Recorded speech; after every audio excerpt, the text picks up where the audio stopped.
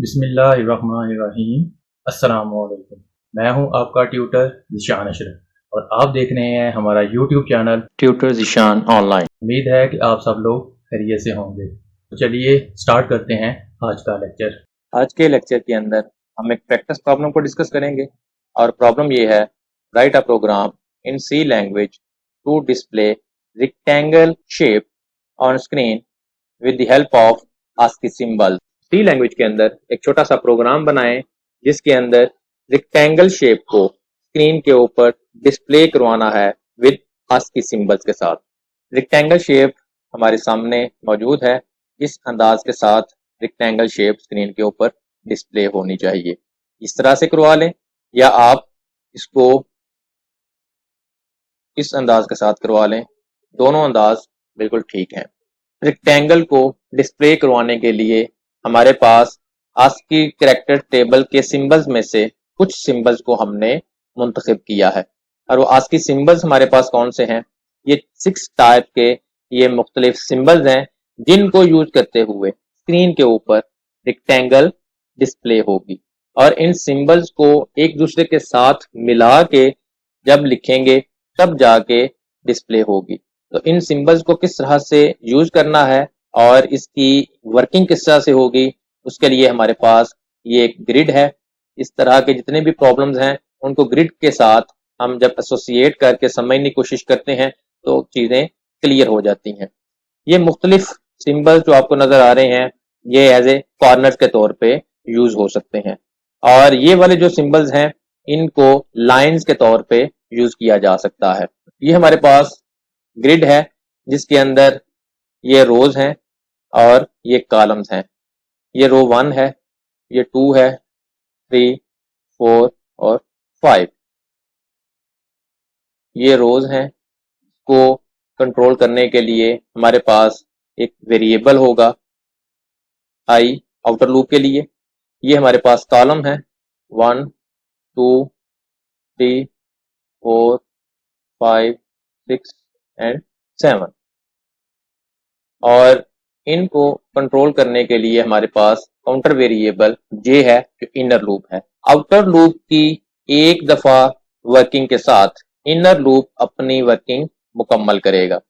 Outer loop एक दफा run होगा जो कि रोज को कंट्रोल करेगा और उसके अंदर इनर लूप कॉलम्स को कंट्रोल करेगा।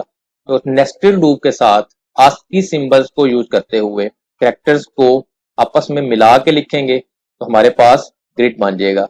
यहाँ पे हमारे पास आस्की टेबल्स के अंदर तो वैल्यूज हैं, तो ये कैरेक्टर्स किस तरह से आएंगे? तो हम कैरेक्टर टाइप के वेरिएबल्स लेंगे और उनको इनकी न्यूमेरिक वैल्यू कैरेक्टर्स को असाइन कर देंगे और इम्प्लिसिट डाटा टाइप कन्वर्जन का कंसेप्ट यूज होगा बैकएंड के ऊपर और उस कैरेक्टर के अगेंस्ट जो न्यूमेरिक वैल्यू है वो कैरेक्टर के अंदर मौजूद होगी।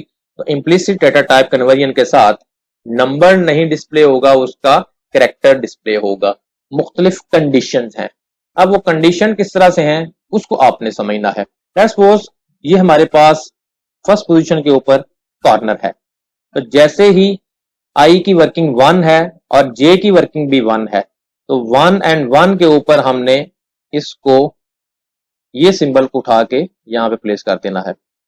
उसके बाद आई की वैल्यू 1 है और जे की वैल्यू 2 है तो ये वाला सिंबल इसके आगे इस तरीके से प्रिंट हो जाएगा और इसी तरीके से फिर ये यहां तक प्रिंट होता जाएगा।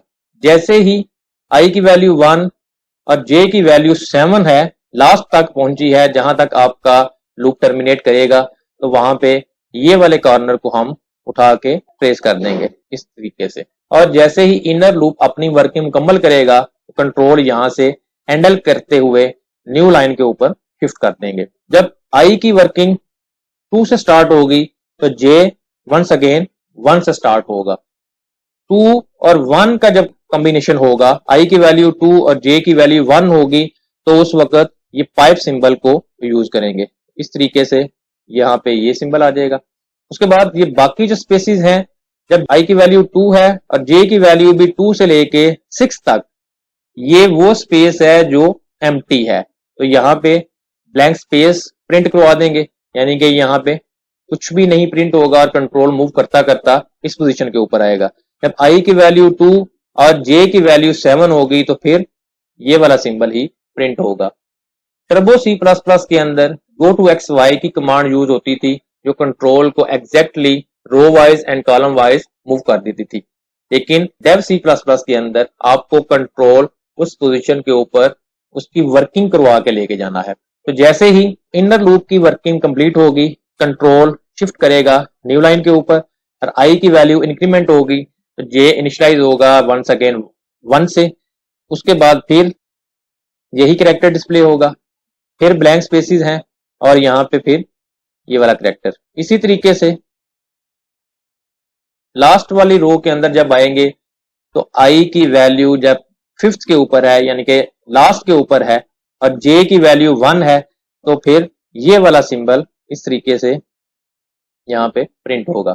और उसके बाद फिर लास्ट वाली रो के अंदर भी ये कंडीशन जैसे ही होंगी तो ये इस तरीके से प्रिंट होगा।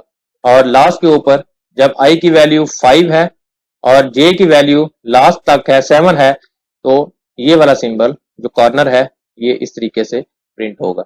आप देख रहे हैं कि बिल्कुल ये इस तरीके से स्क्रीन के ऊपर आपकी मतलूबा रेक्टेंगल डिस्प्ले हो जाएगी। सी लैंग्वेज के अंदर किस तरह से कोडिंग की फॉर्म के अंदर लिखेंगे और वो कौन कौन सी कंडीशंस हैं, इन कैरेक्टर्स की आस्की वैल्यूज क्या हैं, इस सारे प्रोसीजर को सी लैंग्वेज के अंदर किस तरह से इंप्लीमेंट करते हैं, आइए देखते हैं।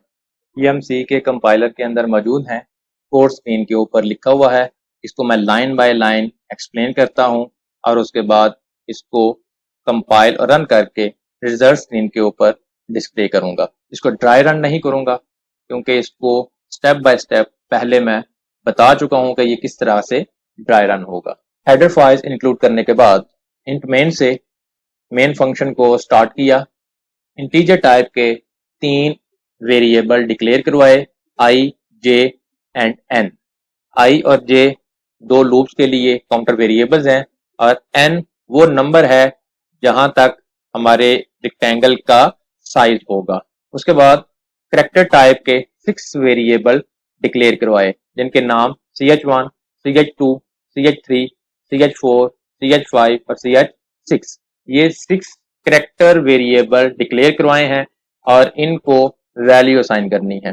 ch1 को वैल्यू असाइन कर दी 179, ci2 को वैल्यू असाइन कर दी 218, ci3 को वैल्यू असाइन कर दी 191, ch4 को वैल्यू असाइन कर दी 192, ch5 को वैल्यू असाइन की 217 और ch6 को वैल्यू असाइन कर दी 196।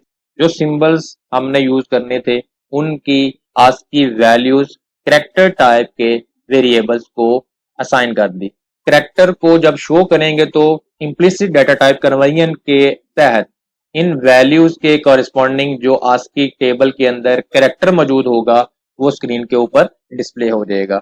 उसके बाद आई को वैल्यू असाइन की 1, एन को वैल्यू असाइन की 20। उसके बाद वाई लूप है, वाई लूप के अंदर कंडीशन है I less or equal to N. अगर ये कंडीशन ट्रू है तो लूप की बॉडी के अंदर आए, लूप की बॉडी के अंदर जे को इनिशियलाइज करवाएं 1 से और उसके बाद एक और इनर लूप है जो कि वाइल लूप है। वाइल के अंदर कंडीशन है J less or equal to N. अगर इनर लूप की कंडीशन भी ट्रू है तो लूप की बॉडी के अंदर आएगा और यहाँ पे मुख्तलिफ कंडीशंस होंगी। पहली condition if I greater or equal to 2 and I less than N, and operator को यूज किया J greater or equal to 2 and J less than N. अगर ये कंडीशन ट्रू है तो printf blank space print हो जाएगी और अगर ये कंडीशन फॉल्स है तो एक और कंडीशन है else if I greater or equal to 2 and I less than N and j equal to 1 और जे इक्वल टू एन। अगर ये कंडीशन ट्रू है प्रिंट एफ कर दें ch1 और अगर ये कंडीशन भी ट्रू नहीं है एक और कंडीशन को चेक करें else if i is equal to 1 and j is equal to 1। अगर ये कंडीशन ट्रू है प्रिंट एफ कर दें ch2 और अगर ये कंडीशन भी ट्रू नहीं है तो एक और कंडीशन को चेक करेगा else if i is equal to 1 and j is equal to n।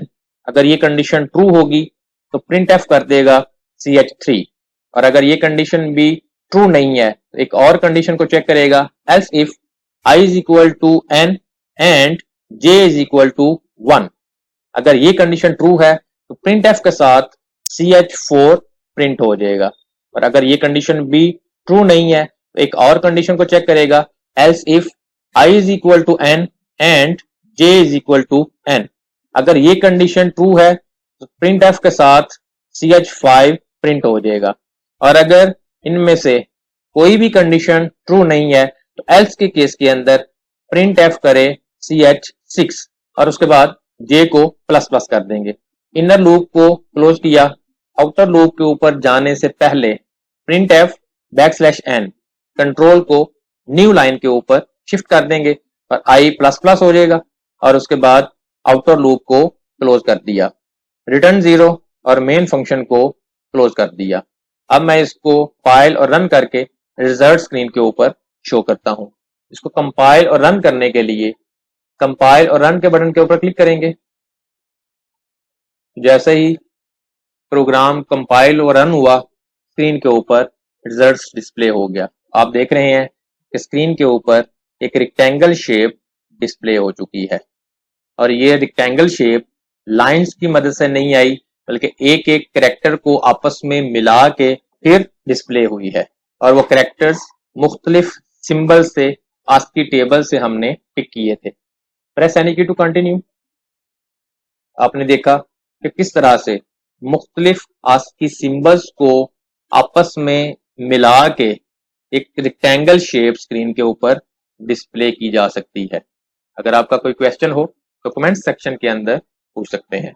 अगर आपको हमारी ये वीडियो पसंद आई हो तो इसको लाइक करें, शेयर करें, कमेंट सेक्शन में अपनी राय का इजहार करें, और अगर अभी तक आपने हमारे चैनल को सब्सक्राइब नहीं किया तो सब्सक्राइब के बटन पर क्लिक करके साथ घंटी के निशान को दबा दें ताकि हमारी आने वाली हर वीडियो का आपको फौरन पता चल जाए। अपना बहुत सारा ख्याल रखिएगा। अल्लाह हाफिज।